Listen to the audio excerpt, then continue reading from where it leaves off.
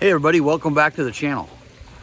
And a couple of videos back I was talking about water hyacinths and how fast they grow. And one of the things that I noticed as winter approached, my water hyacinths, they were just dying. They actually looked pretty brown and mucky. I showed them in a previous video. I don't know if you guys seen them or not, but you can go back a couple of videos and see them on there. But you can kind of see the progress. I showed you what they look like once they were dead and kind of mucky. And they've just been, I saw a little green, a little bit of life in them. So I thought I'd try to see if they were to come back. I didn't know if they would or not, but apparently they did. And these water hyacinths here at the pond, they grow really, really crazy. So I wanted to show you do a quick video to just kind of show you what the progress and what they look like right now. So I think they're really pretty, but the thing about it is that they can get out of control if you don't control them. I noticed what they do like is they like a waterfall area, shallow water where it's running through like a filter almost. They make great filters, by the way. The water gets really clear, so it's a good way to actually filter your water as well. So let me see if I can make it over here. Yeah, I might have to go the other way. All right, so let me show you, turn the camera around so you can see what they look like. All right, so you see how they kind of taken over the waterfall area, and they're kind of actually restricting the water flow. You see on the right hand side there, it's hardly any water's coming through, but all the water's clean and clear. It's being filtered out by the water hyacinths, and they make great filters. So putting these water hyacinths on the waterfall area of your pond will be a really, really good area. They do float in the pond as well, so the only problem is koi fish will eat the water hyacinths. I want to get a little closer so you can check them out.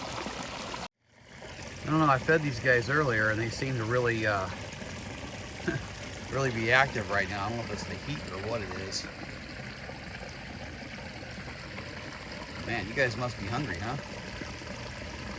I fed you earlier. What are you swarming around here for?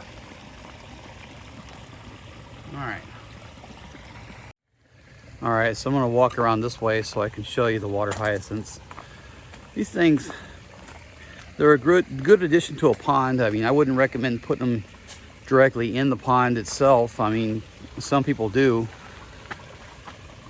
They create like this long chain. Let me show you what it looks like, where they kind of link each other together. Okay, so I'll get a little closer. I don't know if you can see that or not, but you can kind of see how one plant will actually create a stem that comes out. It'll link to another one. And it'll link to another one. See, so they kind of create these links.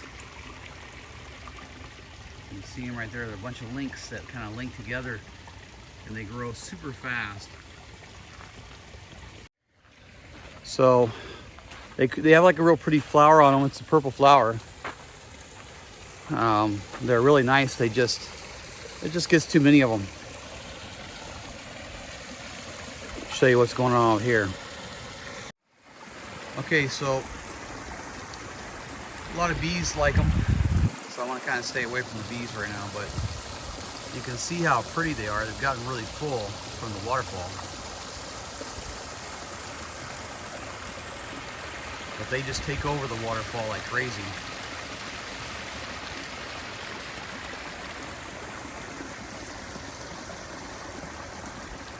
So what I'm gonna have to do with this stuff is clear it out, make some pathway for the water to come through.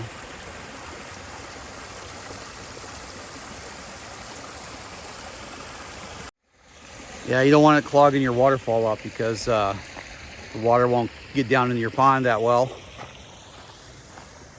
So yeah, so that's the water hyacinths. They're kind of going out of control right now. And here we are in the middle of, wow, it's the 4th of July today. Happy 4th of July for everybody. And so I'd say probably around maybe October, November, they'll start dying off. And once again, you don't have to get rid of your water hyacinths just because they look dead or they're starting to die off. What I did was I put them in like in a barrel, wheelbarrow area, and just kept some water on them. You have some place that you can set them while while it's being winterized. If you want to bring them indoors, if you're in a zone that has you know, snow and all that kind of good stuff, bring them indoors.